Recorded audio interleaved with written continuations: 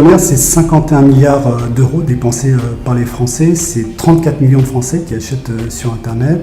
144 000 sites marchands, ils s'en ouvrent toutes les demi-heures. C'est vous dire effectivement si on est face à une révolution majeure, une révolution e-commerce et qui devient de plus en plus m-commerce avec effectivement l'émergence du mobile comme à la fois un canal de vente mais aussi un canal d'achat, de préparation de l'achat qui intervient de plus en plus dans l'achat en magasin. Ce qu'on voit effectivement, c'est que pendant un temps, on avait Internet qui était utilisé pour préparer les achats en magasin. Donc finalement, il y avait une digitalisation du parcours client, mais qui s'arrêtait au seuil de la porte, soit du domicile, soit du bureau. Et aujourd'hui, effectivement, avec le mobile, Internet s'invite dans les magasins et cette digitalisation du parcours client, elle se poursuit en magasin avec effectivement un certain nombre de conséquences, d'impact sur l'achat en magasin et sur les magasins eux-mêmes, y compris dans la relation entre le vendeur et le consommateur. Ce qui est nouveau grâce au digital, c'est que les gens vont chercher de l'information sur le digital, au lieu de le chercher, je sais pas moi, dans l'autojournal si on cherche une voiture. Enfin, ils vont faire les deux. Hein. Et donc ça c'est une nouveauté. Et c'est vraiment une tendance de fond, tendance qui s'accélère. Le ROPO, Repair Online, Pay Offline, tout ce mécanisme de recherche et de préparation des achats, surtout sur des achats impliquants, ça tend vraiment à se développer. Il y a aujourd'hui une vraie prise de conscience de la part des acteurs du e-commerce comme du commerce sur l'importance effectivement. C'est vrai que c'est une progression très rapide, elle est même plus rapide que le e-commerce. Pour le m-commerce, on a comparé les chiffres sur les débuts du e-commerce par rapport au début du m-commerce. Il y a vraiment une adoption très importante de la part des mobinautes de ce nouveau mode de consommation via le terminal mobile auquel les magasins aujourd'hui essayent de répondre. Ils investissent beaucoup, mais c'est vrai que les consommateurs sont encore un petit peu en avance et qu'il est important que les magasins puissent y répondre. Et je pense que le Digital Day était là aussi pour essayer d'apporter un certain nombre de réponses sur cette tendance. Il y a une question d'abord d'éthique. Grâce aux nouvelles technologies, effectivement, je donnais l'exemple du film Minority Report dans lequel on voit Tom Cruise qui se promène dans la rue. On le détecte et il y a des panneaux d'affichage dans lesquels on lui pousse des promotions sur le magasin qui est juste à côté.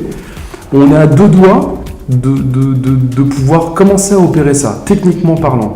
Donc après, il y aura un problème à adresser qui est plus un problème marketing, qui est un problème de société et voire politique, de savoir jusqu'où le législateur va autoriser qu'on aille pour que ça reste raisonnable. D'un point de vue du marketing, je pense que le sujet c'est quelle valeur additionnelle je vais fournir à mes clients.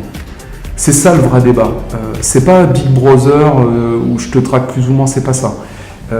Si aujourd'hui vous proposez une application qui permet de géolocaliser des gens et de les tanner à droite à gauche, sans leur donner plus de valeur ajoutée que ça, et surtout en leur envoyant des choses, en leur proposant des produits ou des promotions qui ne les intéressent pas du tout, là, ça ne pourra pas fonctionner. Parce que d'un point de vue business et marketing, les marques qui auront choisi ce type de stratégie vont se planter.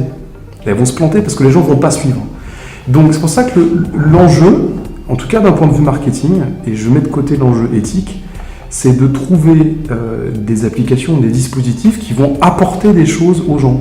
Pour moi, clairement, le mobile, c'était le chaînon manquant entre l'Internet et le magasin. C'est vrai qu'on faisait l'Internet chez soi au bureau et ensuite on allait en magasin. Aujourd'hui, avec le mobile, il y a ce trait d'union qui se fait entre l'Internet et le magasin qui change tout finalement dans la mode de consommation, y compris en magasin et dans la relation au magasin. Effectivement, on vient d'annoncer aujourd'hui la fin du e-commerce. Alors, on l'avait annoncé en fait en 2010 pour 2020 et c'est vrai qu'on est absolument convaincu qu'en 2020, on ne parlera plus de e-commerce, ça fera simplement partie du commerce, partie intégrante du commerce. Les magasins l'auront effectivement complètement intégré, les consommateurs l'auront adopté et en fin de compte on s'est peut-être trompé sur un point, c'est qu'à mon avis ça arrivera même avant 2020 puisqu'on voit effectivement la rapidité avec laquelle aujourd'hui les magasins intègrent le digital dans le parcours et l'expérience client. Cette distinction en fait de e-commerce et de commerce, elle est déjà en grande partie périmée dans l'esprit des gens. Elle existe dans les structures des annonceurs. Il y a un département e-commerce, il y a un département retail physique, un département shopping online. Mais tout ça, demain, on s'en fout. Ce qui compte, c'est de penser au parcours du shopper, qui est un parcours mixte.